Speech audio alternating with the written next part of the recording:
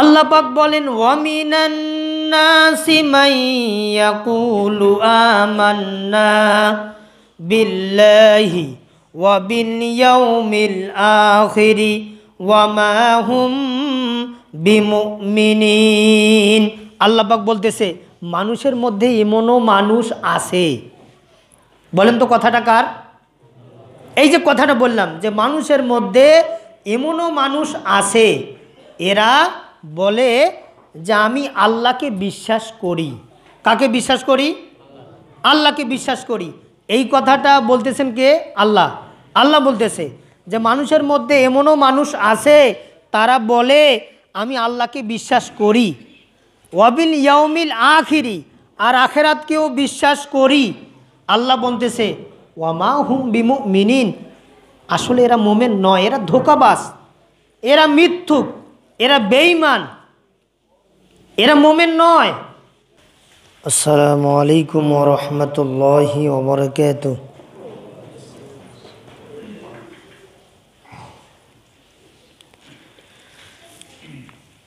ইন্নাল হামদালিল্লাহ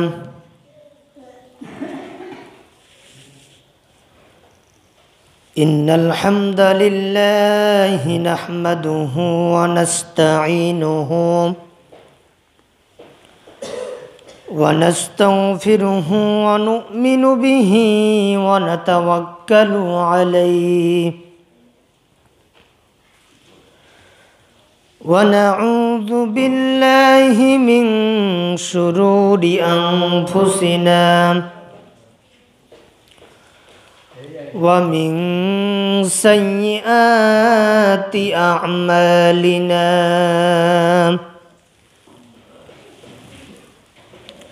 من يهد الله فلا مضل له ومن يضلله فلا هادي له أعوذ بالله من الشيطان الرجيم بسم الله الرحمن الرحيم آمن الرسول بما أنزل إليه من ربه والمؤمنون كل آمن بالله وملائكته وكتبه ورسوله إلى آخر الآية.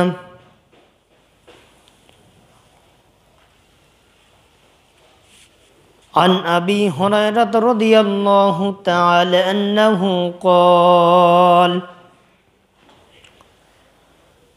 قال رسول الله صلى الله عليه وسلم من مات ولم يغز ولم يحدث به نفسه مات على شعبة من نفاق رواه مسلم أو كما قال عليه الصلاة والسلام. আলহামদুলিল্লাহ, সমস্ত প্রশংসা সেই মহান মুনিবের দরবারে আদায় করছি। সেই মহিয়ান গরিয়ান সর্বশক্তিমান আল্লাহ সুবহানাহু ওয়া তাআলার দরবারে আজকে শাবান মাসের প্রথম জুমা আল্লাহ পাক রব্বুল আলামিন আমাদেরকে শাবান মাসের প্রথম জুমায় সুস্থ রেখে পবিত্র জুমার দিনে আসার তৌফিক যে মহান মুনিব দান করেছেন, সেই মহান মুনিবের দরবারে আমরা কালিমাতুশ শুকর আদায় করছি। বলেন আলহামদুলিল্লাহ।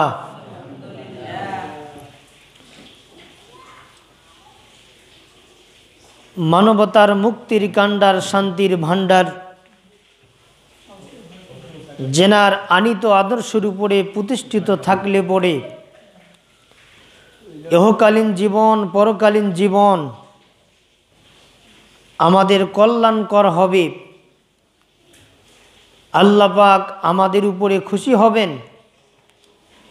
সেই রাসূলের শানে সওয়াবের উদ্দেশ্যে ছোট্ট একটি দরুদ সালাম বর্ষিত হোক। আমরা সকলে বলছি সাল্লাল্লাহু আলাইহি ওয়াসাল্লাম। তো সম্মানিত উপস্থিতি, আজকে আমি আপনাদের সামনে পবিত্র কোরআনুল কারীম থেকে সবথেকে বড় সূরা সূরাতুল বাকারা এর পাশাপাশি পবিত্র কোরআনুল কারীমের পরেই যে দুইটি কিতাবকে সহিহাইন বলা হয়, এই দুইটি কিতাবের অন্যতম একটি কিতাব, সেটি হলো সহিহ মুসলিম। এই সহিহ মুসলিম থেকে 1910 নম্বর হাদিস আমি আপনাদের সামনে উপস্থাপন করেছি। আল্লাহ পাক রব্বুল আলামিন গোটা বিশ্বের অথবা গোটা দুনিয়ার মানবতার জন্য মহাগ্রন্থ আল কোরআন, এই কোরআনুল কারীম থেকে সূরাতুল বাকারা 285 নম্বর আয়াত এর অর্ধেক অংশ আমি আপনাদের সামনে উপস্থাপন করেছি। আল্লাহ পাক রব্বুল আলামিন আজকে পবিত্র জুমায় আলোচনাগুলো শোনার পরে বাস্তব জীবনে আমল করার তৌফিক যেন আল্লাহ পাক দান করেন। আমরা সকলে বলছি আল্লাহুম্মা আমিন। তা যে মাসটি আমাদের সামনে চলছে এটি হলো মাহে শাবান মাস। কি মাস? শাবান মাস। এই মাসের পরের মাসটাই হচ্ছে মাহে রমাদান, রমজান মাস। আজকে শাবান মাসের আরবি 7 তারিখ, ইংরাজিও চলছে 7 তারিখ। কি ব্যাপার বুঝলেন না?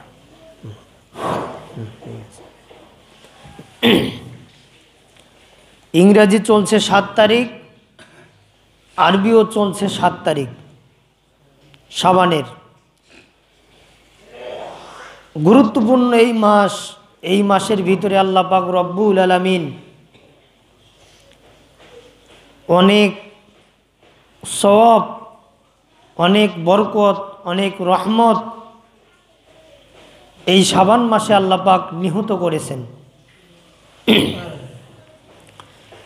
আজকে এই প্রথম জুমায় আমি আপনাদের সামনে সূরা বাকারার মধ্যে যে কথাগুলো আল্লাহ পাক রব্বুল আলামিন তিনি আলোকপাত করেছেন, এই কথাগুলো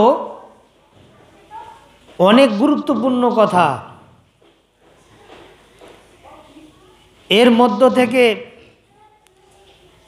সহিহ মুসলিমে যে হাদিসটি আমি আপনাদের সামনে উপস্থাপন করেছি, এই হাদিসটি হচ্ছে একটা ইমানের হাদিস। কিসের হাদিস ভাই? ইমান। এই হাদিসটা আমার মনে হয় যদি কোনো উম্মতে মুহাম্মাদি এটা গ্রহণ করে, এই হাদিসটার উপরে আমল করে, আমি বিশ্বাস করি এই হাদিসটার উপরে আমল করার কারণে আল্লাহ পাক তাকে জান্নাতের ব্যবস্থা করবেন। বলেন সুবহানাল্লাহ। জান্নাতের ব্যবস্থা করবেন। এজন্য এই হাদিসের মধ্যে আল্লাহর নবী সাল্লাল্লাহু আলাইহি ওয়াসাল্লাম তিনি বলেছেন,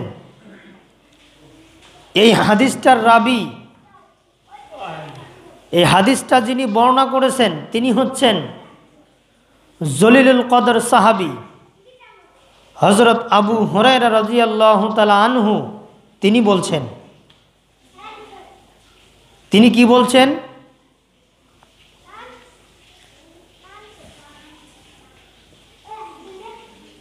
মাম্মাতা ওয়ালাম ইয়াগজু ওয়ালাম ইউহাদ্দাস বিহি নাফসু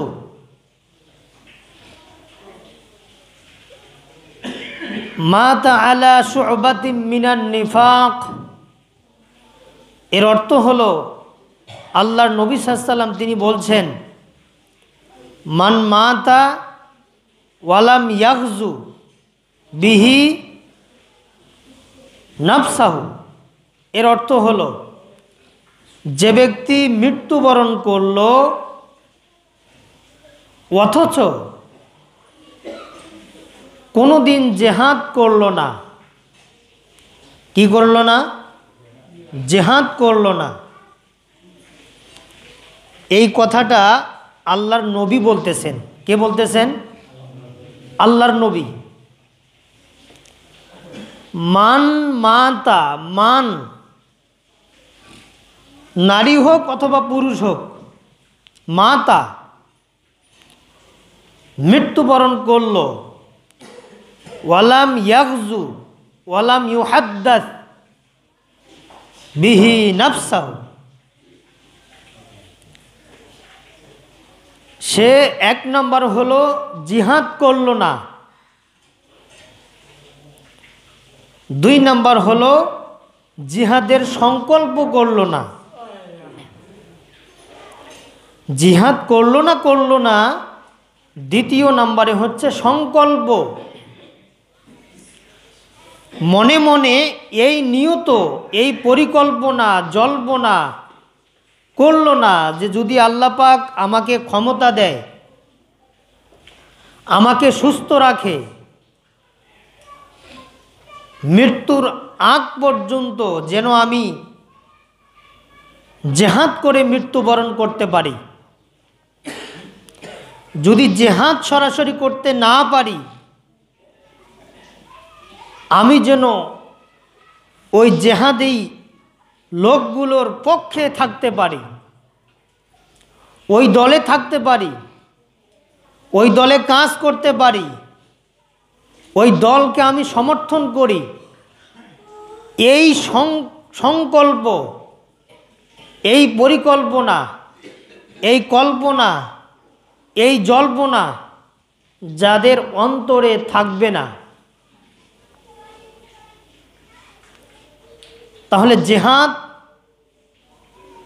এটা প্রত্যেকটা মুসলমান, যারা মুসলমান দাবি করে, যারা নিজেকে মুসলমান বলে দাবি করবে, তাদের উপরে জেহাদ করা ফরজ।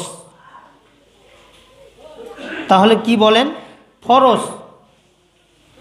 জিহাদ এটা করতে হবে। আর এই জিহাদ হচ্ছে জবাই করা নয়, হত্যা করা নয়। এই জিহাদ মানে হচ্ছে চেষ্টা প্রচেষ্টা চালানো। কি চালানো? চেষ্টা প্রচেষ্টা। আপনি দিন কায়েমের জন্য চেষ্টা প্রচেষ্টা চালাবেন। আপনি টাকা দিয়ে সহযোগিতা করতেছেন, আপনার সময় দিয়ে আপনি সহযোগিতা করতেছেন, আপনার জীবনটা দিয়ে আপনি সহযোগিতা করতেছেন। এই চেষ্টা প্রচেষ্টা, সময়, ইসলামের জন্য কিছু সময় ব্যয় করা, এটার নামেই হচ্ছে আসল জেহাদ। বলেন সুবহানাল্লাহ। যখন দেখা যাবে এই চেষ্টা প্রচেষ্টা চালানোর পরে বাতিল পক্ষ ইসলামের বিপক্ষে দাঁড়াবে, ইসলামের বিপক্ষে অবস্থান নেবে, এই অবস্থানকে প্রতিহিত করা, প্রতিবাদ করা, এটা মুসলমানদের জন্য ঈমানি দায়িত্ব।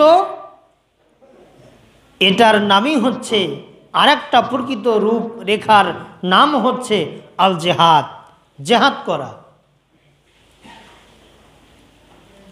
আমরা এমন কাজ করব, এমন দলে থাকব, এমন দলে থাকতে চাই যে দল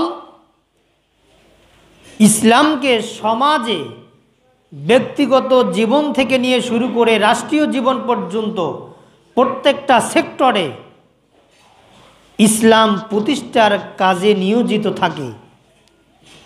ওই দলকে আমাদেরকে সাপোর্ট করতে হবে, ওই দল আমাদেরকে করতে হবে। ওই দলের সাথে যদি আমরা থাকি তাহলে এটা হবে প্রকৃত জেহাদ। তাহলে দেখেন এই হাদিসটার মধ্যে আল্লাহর নবী সাল্লাল্লাহু আলাইহি ওয়াসাল্লাম তিনি সরাসরি স্পষ্টভাবে তিনি বলছেন যে মান মাতা ওয়ালাম ইয়াগজু ওয়ালাম ইউহাদ্দাস বিহি নাফসাহু, যদি কোনো মানুষ অথবা কোনো ব্যক্তি মৃত্যুবরণ করলো, জেহাদ করলো না, চেষ্টা করলো না, ইসলামের জন্য সময় দিল না, ইসলামের জন্য সে চেষ্টা প্রচেষ্টা চালালো না, ওই ব্যক্তিটা যদি মৃত্যুবরণ করে, আল্লাহ নবী সাল্লাল্লাহু আলাইহি ওয়াসাল্লাম পরের অংশে তিনি বলতেছেন মা তাআলা শুবাতিম মিনান নিফাক, সে যেন মুনাফিকের মৃত্যুবরণ করলো, সে মুনাফিক। তাহলে জেহাদ যদি না করে, জেহাদের কল্পনা জল্পনাও যদি তার অন্তরে না থাকে, ওই অবস্থায় যদি সে মৃত্যুবরণ করে, তার মৃত্যুটা হবে মুনাফিকের। কিসের মৃত্যু হবে? মুনাফিকের মৃত্যু তার হবে। তাহলে আমরা দোয়া করব আল্লাহ পাক রব্বুল আলামিন আমাদেরকে যেন জেহাদের তামান্না অন্তরে পয়দা করে জেহাদের সাথে সম্পৃক্ত হয়ে যেন আমাদের মৃত্যুটা হয়, এই কামনা আমাদেরকে রাখতে হবে অন্তরে। এই কামনা আমাদের রেখে মৃত্যুবরণ করতে হবে। আল্লাহ পাক আমাদের সকলকে যেন এই কামনা সঠিকভাবে অন্তরে লালন করার তৌফিক যেন আল্লাহ পাক দান করেন। আমরা সকলে বলছি আল্লাহুম্মা আমিন। আরেকটা হাদিস পাওয়া যায় মুসনাদে আহমদে। এই হাদিসটা আল্লাহ নবী সাল্লাল্লাহু আলাইহি ওয়াসাল্লাম তিনি বলছেন আলাইকুম বিল জিহাদি ফি সাবিলিল্লাহ, তোমাদের জন্য আবশ্যক হলো আলাইকুম বিল জিহাদি। এখানে শব্দ আসছে বিল জিহাদি, এটা এমন একটা শব্দ, এই শব্দটা নির্দিষ্ট করে দেয়। আল্লাহ নবী সাল্লাল্লাহু আলাইহি ওয়াসাল্লাম তিনি বলছেন তোমাদের জন্য আবশ্যক হলো জেহাদ করা। কি করা? জেহাদ করা আবশ্যক, ফরজ জেহাদ করা। এই জেহাদ তোমরা করবে। তারপরে বলছে ফাইন্নাহু বাবুন মিন আবওয়াবিল জান্নাহ, জান্নাতের দরজাসমূহের অন্যতম দরজা হলো আল জিহাদ, জিহাদ করা। যদি কেউ জিহাদ করে, জান্নাতের দরজার মধ্যে অন্যতম এটাও একটা দরজা, জান্নাতে প্রবেশ করার একটা মাধ্যম, সেটা হলো জিহাদ। এই জিহাদ যারা করবে এরা জান্নাতে যাবে। বলেন সুবহানাল্লাহ। এরা কোথায় যাবে? জান্নাতে যাবে। তাহলে জেহাদ করা লাগবে কিনা বলেন তো? জেহাদ করতে হবে। সেই জেহাদ নয়, অনেকে মনে করবেন যে জেহাদ করা মানে জবাই করা, হত্যা করা, এই জেহাদ নয়। আপনি এমন দলে থাকবেন যে দল ইসলাম প্রতিষ্ঠা করার লক্ষ্যে কাজ করে যাচ্ছে, ওই দলে থাকতে হবে। ওই দলে থাকার নামই হচ্ছে জেহাদ। আপনি চেষ্টা করবেন দ্বীনের জন্য, প্রতিবাদ করবেন, এগুলো জেহাদ। এই দলের মধ্যে আমাদেরকে অবশ্যই থাকতে হবে। তো সম্মানিত উপস্থিতি, এর পাশাপাশি যে আমি আপনাদের সামনে সূরাতুল বাকারার 285 নম্বর আয়াত আপনাদের সামনে আমি উপস্থাপন করেছি, এই আয়াতের মধ্যে আল্লাহ পাক রব্বুল আলামিন তিনি বলছেন, এই আয়াতটা যদি আমরা ফলো করি, এই আয়াতটার উপরে যদি আমরা আমল করি, তাহলে অবশ্যই দেখা যাবে আল্লাহ পাক আমাদেরকে খুশি হয়ে জান্নাত দান করবেন। বলেন সুবহানাল্লাহ, জান্নাত দান করবেন। তাহলে এই আয়াতের ভিতরে দেখেন আল্লাহ পাক কি বলছেন। আল্লাহ পাক বলছেন, আমানার রসুলু বিমা উনজিলা। আমানা, যারা মোমেন হবে, যারা মুত্তাকি হবে, এরা বলবে কি? আমানা, ঈমান আনলাম, রসুলা অথবা রসুলু, রাসুলের উপরে ঈমান আনলাম, রাসুলের উপরে, এক নম্বর রাসুলের উপরে। বিমা উনজিলা, আর যা আল্লাহ পাক নাজিল করেছেন সেই বিধানের উপরে আমি ঈমান আনলাম। ইলাইহি মির রব্বি, আর সেই রবের উপরেও আমি ঈমান আনলাম। তাহলে ঈমান আমরা যারা এনেছি, প্রকৃতভাবে কিন্তু আমরা ঈমান আনি নাই, আমরা ঈমানটা পেয়েছি। এখানে আল্লাহ পাক বলল আমানার রসুলু, যারা প্রকৃত ঈমানদার হবে এরা বলবে আমি ঈমান আনলাম রাসূলের প্রতি। তা রাসূলের প্রতি যারা ঈমান এনেছিল তাদের ঈমানটা কী রকম আর আমাদের ঈমানটা কী রকম, একটু পার্থক্য দেখেন, অনেক পার্থক্য। আমাদের সমাজে দেখা যায় অনেক লোক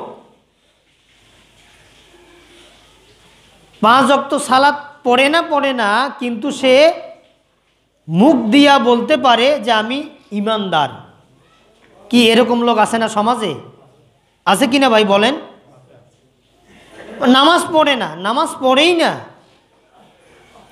নামাজ পড়ে না, কিন্তু শুধু সে নামের মুসলমান। এই নামের মুসলমানটা হওয়ার কারণে তার বাড়িতে যদি বিয়া হয় তখন জামাতের ইমামকে ডাকে যে হুজুর আসেন বিয়াটা পড়ায় দেন। বাবা মা মারা গেছে, একটু স্মরণ হলো, অথবা বিপদে পড়ছে, একটু স্মরণ হলো যে হুজুরকে ডাকাই, মাদ্রাসার ছাত্রদেরকে ডেকে এনে দোয়া করে নেই। এরাও এক ধরনের ঈমানওয়ালা, ঈমানদার। তাহলে ওই ব্যক্তিটা নামাজ পড়ে না, ইসলামের আরও অনেক কাজ করে না, কিন্তু নিজেকে সে প্রমাণ করতেছে, প্রকাশ করতেছে আমি ঈমানদার, কিন্তু আসলে সে ঈমানদার নয়, সে ঈমান আনে নাই, সে ঈমান পেয়েছে। কোন সূত্রে? তার বাবা ছিল মুসলমান, তার বাবা সালাত পড়তো, তার বাবার বাবা তার দাদা সালাত পড়তো, দাড়ি মুখে ছিল, সত্য কথা বলতো, সেই সূত্রে এই ব্যক্তিটা ঈমানদার বলে দাবি করতেছে, কারণ সে উত্তরাধিকার অনুসারে সে কিন্তু ঈমানদার, চলে আসতেছে ঈমানদার। কিন্তু ঈমান আনে নাই। আমরা ঈমান পেয়েছি, ঈমান আনি নাই, আমরা ঈমান পেয়েছি। দেখেন যারা ঈমান এনেছে তাদের কষ্টটা কীরকম, তাদের ইসলাম মানার ধরনটা কীরকম, আর আমরা ঈমান পেয়েছি আমাদের ঈমানের ধরনটা কীরকম একটু লক্ষ্য করেন। দেখেন আমার বাবার একটু উদাহরণ দিচ্ছি। 1 বিঘা জমি, মনে করেন আপনার বাবার 1 বিঘা জমি, আপনি কিন্তু ওই জমিটা কেনেন নাই, আপনার বাবা কিনছে। আপনার বাবা খুব কষ্ট করছে, ওই 1 বিঘা জমি রাখছে, অভাব ছিল কিন্তু জমিটা বিক্রি করে বাচ্চাদেরকে লালন পালন করে নাই, খুব কষ্ট করে জমিটা রাখছে। রাখার পরে খুব কষ্ট করে বাচ্চাদেরকে, স্ত্রী, এক কথায় পরিবারের সমস্ত সদস্য যারা ছিল তাদেরকে কি করছে, বিপদ আপদ বালা মুসিবত দুঃখে সুখে সব সময় পাশে ছিল। সে সংসার চালিয়েছে অনেক কষ্ট করে, তারপরেও জমিটা বিক্রি করে নাই, 1 বিঘা জমি। আপনার বাবা মৃত্যুবরণ করলো, এই জমির ভাগটা আপনি পেলেন, আপনি একমাত্র সন্তান, আপনার বাবার একমাত্র সন্তান আপনি, একটাই, এই জমিটা কি আপনি পাবেন না? বলেন বলেন, পাবেন কি না? পাবেন। 1 বিঘা জমি ওই সন্তান পাবে। হ্যাঁ, এই সন্তান অভাব অনটনে বিভিন্ন সমস্যায় 1 বিঘা জমির মধ্যে 1 শতক জমি বিক্রি করলো।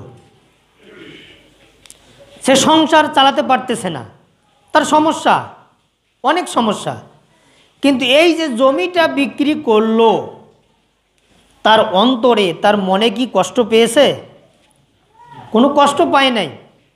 কিন্তু তার বাবা জমিটা কিনেছিল, অভাবে ছিল, তারপরে জমি বিক্রি করে কোনো কাজ করলো না, সন্তানের জন্য রাখলো। কিন্তু এই সন্তান পাওয়ার পরে ওই যে মানে পিতার দিক থেকে জমিটা পাবে, জমিটা পাইলো কিন্তু বিক্রি করলো, তার কোনো কষ্ট হলো না। মানে কি, জমি থাকে থাক যায় যাক, কোনো কষ্ট হবে না, কোনো কষ্ট লাগবে না। কিন্তু তার বাবার কষ্ট হয়েছিল, কারণ ওই 1 বিঘা জমি ওই বাবা কিনেছিল খুব কষ্ট করে, টাকা জমিয়ে ওই 1 বিঘা জমি কিনেছিল। কিন্তু আমি তো আর জমিটা কিনলাম না, আমি পেয়েছি, আমি কিনি নাই, আমি পেয়েছি। এই পাওয়ার কারণে আমার জমি থাকে থাক আর যায় যাক, এই কষ্টটা অন্তরে আর থাকবে না, অন্তরে ওই কষ্ট আসবে না। ঠিক তেমনি যারা ঈমান এনেছিল আর যারা পেয়েছে, এর মধ্যে পার্থক্য হলো, দেখেন হযরত খাব্বাব রাদিয়াল্লাহু তাআলা আনহু তিনি ঈমান এনেছিলেন, হযরত আবু বকর সিদ্দিক ওরা ঈমান এনেছিল, বেলাল রাদিয়াল্লাহু তাআলা আনহু তারা ঈমান এনেছিল। কত কষ্ট করেছে ইসলামের জন্য, অনেক কষ্ট করছে, অনেক। আম্মার বিন ইয়াসির অনেক কষ্ট করেছে।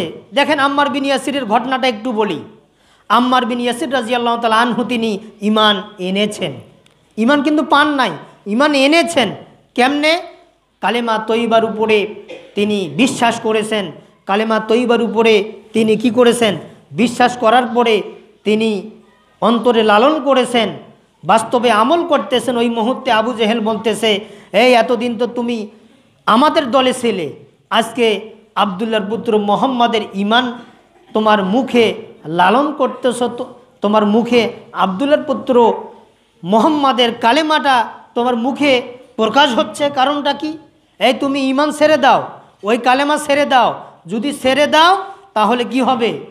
ছেড়ে দিলে তুমি বাঁচতে পারবে, না হলে এই যে 2টা উটকে তুমি দেখতেছো, এই 2টা উটের পায়ের সাথে তোমার 2টা পা বেঁধে দেবো, আর 2টা উটকে তাড়া করা হবে, 2টা উট 2 দিকে ছুটবে, তোমার এই দেহটা ছিঁড়ে যাবে, 2 উটের পায়ের সাথে 2টা দেহ চলে যাবে, অর্ধেক ভাগ হয়ে যাবে।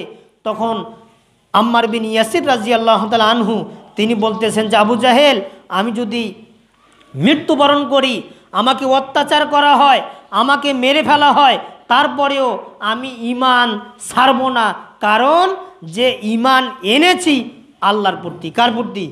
আল্লাহর প্রতি আমি ঈমান এনেছি। তা ঈমান এনেছে কিন্তু শহীদ হয়েছে, তার এই দেহটা দুই ভাগ হয়েছে, দুইটা উটের পায়ের সাথে দুইটা খণ্ড, এই দেহের দুইটা খণ্ড চলে গেছে, মৃত্যুবরণ করছে, কিন্তু তারপরেও ঈমান ছেড়ে দেয় নাই, কারণ তারা ঈমান এনেছিল আর আমরা ঈমান পেয়েছি। আমরা ঈমান যে পেয়েছি, দেখেন অনেকে দেখা যায় জুমার নামাজ পড়ে, বাকি নামাজ সারা সপ্তাহ চলে যায়, নামাজ পড়ে না, আবার হুজুর আসবে, ওই হুজুরের পিছনে নামাজ পড়ব, এই শেষ। এইভাবে ঈমান লালন করতেছে। ঈমান আনতে হবে ওইভাবে সাহাবারা যেভাবে ঈমান এনেছিল। আজকে আমরা এমন ঈমান এনেছি, মসজিদের ব্যাটারি চুরি হয়, হয় কি না? তা মসজিদের ব্যাটারি কে চুরি করলো? ওই যে রানীর মন্দিরের হিন্দুগুলা বা হিন্দুর কেউ, কে চুরি করছে? ভুসির বন্দর থেকে লোক আসছিল নাকি? আসে নাই। অবশ্যই এই জামাতের মধ্য থেকে এটা ধারণা করা ঠিক নয়, কিন্তু এটাও ঠিক অন্য জায়গার লোক আসবে না। অবশ্যই সে মুসলমান নামধারী টার্গেট করেছিল, টার্গেট নিয়েছিল যে মসজিদের ব্যাটারি চুরি হবে। তা মসজিদের ব্যাটারি চুরি করলো, সেও তো ইমানদার নাকি? ইমানদার।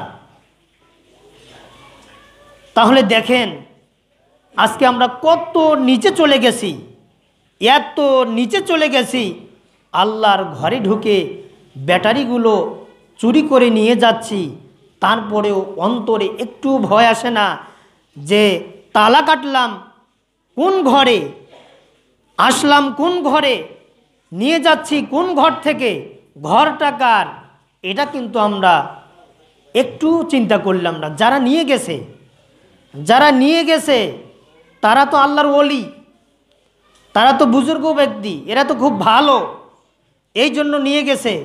এরা দেখা যায় ওই যে রমজান মাস যদি আসে, হয় রোজা থাকবে না হয় রোজা থাকবে না, হয় 5 ওয়াক্ত নামাজ পড়ে হয় পড়ে না, শুধু মুখ দিয়ে বলে আমি ইমানদার। কিন্তু আল্লাহ সূরা বাকারায় 8 নম্বর আয়াতে বলতেছে যে তুমি ইমানদার নও, তুমি ইমানদার নও। আল্লাহ পাক কি বলতেছেন দেখেন,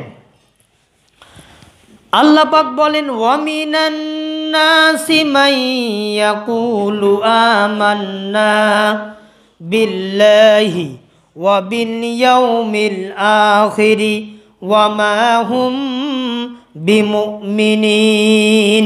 আল্লাহ পাক বলতেছে মানুষের মধ্যে এমনও মানুষ আছে।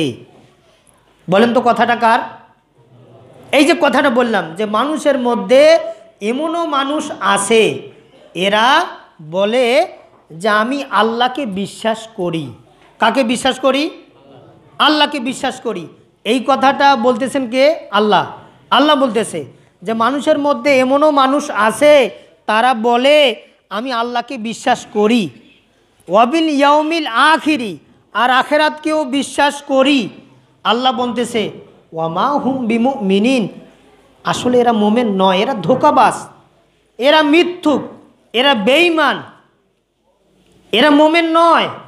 এই জন্য আল্লাহ পাক বলতেছে যদি মোমেন কেউ হতে চায় তাহলে আমানার রসুলও, ঈমান আনতে হবে আল্লাহ রাসূলের প্রতি। তারপরে বলছে কি উনজিলা ইলাইহি মির রব্বি, এবং কোরআনুল কারীমের উপরে ঈমান আনতে হবে। আর 3 নম্বরে আল্লাহর উপরে ঈমান আনতে হবে। যদি তারা ঈমান আনে তাহলে এরাই হবে সফল কাম। উলাইকা আলা হুদাম মির রব্বিহিম ওয়া উলাইকা হুমুল মুফলিহুন। আল্লাহ পাক তিনি বলতেছেন যারা ঈমানের দাবি করলো, যারা ইসলামের পক্ষে থাকলো, যারা ইসলামী আন্দোলনের কাজ করলো, যারা সহযোগিতা করলো, যারা জেহাদ করলো, যারা জীবন দিল, এরাই হচ্ছে সফল কাম, এরাই প্রকৃত মুমিন, এরাই হচ্ছে জান্নাতি। বলেন সুবহানাল্লাহ, এরাই জান্নাতি। তাহলে সম্মানিত উপস্থিতি, তাহলে ঈমান আনতে হবে না ঈমান পাইতে হবে? বলেন তো ভাই। ঈমান আনতে হবে, আনার মতো ঈমান আনতে হবে, ঈমান পাইলে হবে না। আমরা শুধু যদি মুখ দিয়ে বলে যাই যে আমি ঈমানদার, ওই ঈমান দিয়ে কোনো কাজ হবে না। ঈমান মুখে আপনি স্বীকৃতি দিবেন, বাস্তবে কাজ করবেন, এটাই হচ্ছে ঈমানের প্রকৃত অর্থ, ঈমানের পরিচয়। তা সম্মানিত উপস্থিতি, আলোচনা দীর্ঘ করছি না, এই জন্য পুনরায় শেষ করার কথা ছিল, কিন্তু বিষয়টা হলো আলোচনা সাপেক্ষে অনেক দূর চলে আসছে। এই জন্য যাহা কিছু আমি বললাম ঈমান সম্পর্কে, এই কথাগুলোর উপরে আল্লাহ পাক আমাদের সকলকে যেন আমল করার তৌফিক যেন দান করেন। আর কিছু প্রশ্ন আসছিল, সময় পাইলাম না। তা যাই হোক, যারা দিয়েছেন এই প্রশ্ন তিনটা, মনে হয় একটা দুইটা তিনটা প্রশ্ন, অবশ্যই এই প্রশ্নের জবাব আমি আগামী জুমায় দেব, যেহেতু এখন সময় নাই। খুব গুরুত্বপূর্ণ প্রশ্ন। তা আল্লাহ পাক আমাদের সকলকে যেন সকল কথার উপরে আমল করার তৌফিক যেন দান করেন। ওমা তাওফিকি ইল্লা বিল্লাহ, সুবহানাকা লা ইলমা লানা ইল্লা মা আল্লামতানা ইন্নাকা আনতাল আলিমুল হাকিম।